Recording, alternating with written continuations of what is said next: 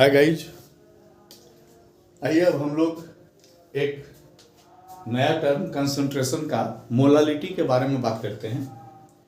Molality time independent है, क्योंकि देखिए इसको तो सबसे पहले आप समझ लो कि इसको हम लोग स्मॉल एम से रिप्रेजेंट करते हैं।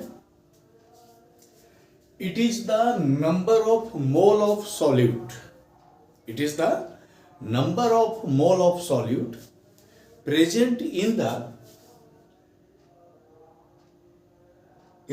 in 1 kg of solvent, not solution, 1 kg of solvent। ध्यान देने वाली बात है, मोलारिटी में था 1 लीटर ऑफ सॉल्यूशन, इसमें है 1 kg of solvent. It is represented by M. तो अगर हम लोग एम की बात करें तो ये हो जाएगा number of mole of solute by mass of solvent in kg। अब देखिए, अब चूंकि यहां पर मास है तो मास जो होता है ये टाइम इंडिपेंडेंट है, सॉरी टेम्परेचर इंडिपेंडेंट है। टेम्परेचर बढ़ने से या घटने से मास पे कोई असर नहीं होता है, और जब मास चेंज नहीं होगा ना तो मोलालिटी भी चेंज नहीं होगा, मोलालिटी रिमेन्स दी सेम। तो अब यहां पे बात आ गई कि इसलिए molality is better way for expressing the concentration than molarity, because it is temperature independent and molarity is temperature dependent, because molarity depends on volume. अब इसका यूनिट क्या हो जाएगा, देखिए ऊपर में है मोल, नीचे है केजी, तो केजी पर -1, या इसको हम लोग लिखते हैं मोलल, या इसको हम लोग स्मॉल एम से रिप्रेजेंट करते हैं।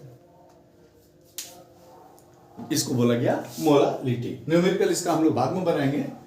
इसके बाद देखिए एक टर्म और है हम लोग का कंसंट्रेशन में, वो है मोल फ्रैक्शन। मोल फ्रैक्शन,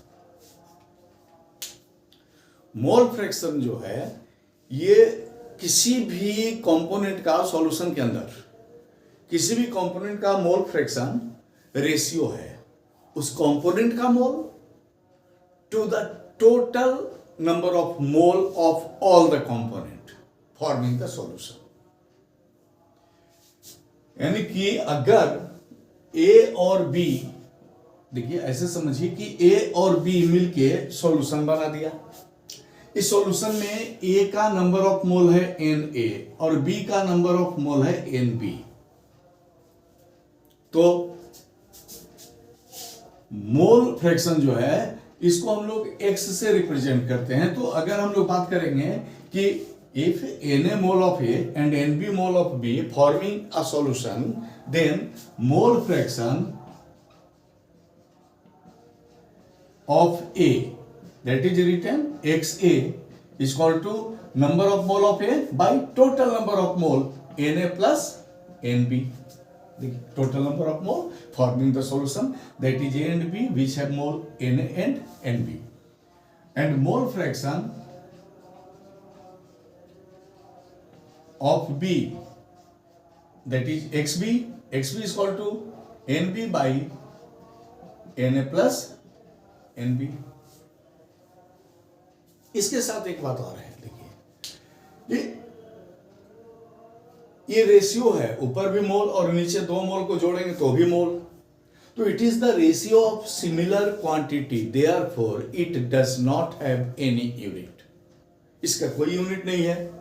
और दूसरी बात है कि it is temperature independent, because it depends on the number of mole which does not very with change in temperature. और इसमें एक और खूबी क्या है कि अगर किसी सब्सटेंस, किसी सॉल्यूशन को 2 कंपोनेंट बनाया तो उन दोनों का मोल फ्रैक्शन जोड़ेंगे ना तो हमेशा क्या आएगा, 1।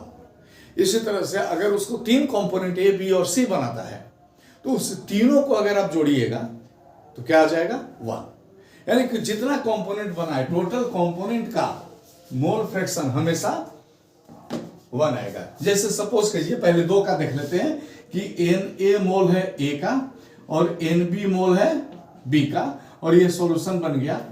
तो XA कितना आ जाएगा हम लोग का, देखिए XA इक्वल टू आ जाएगा Na by Na plus Nb, और XB आ जाएगा, देखिए Nb बाई, अभी हम लोग जस्ट पढ़े हैं Na प्लस Nb।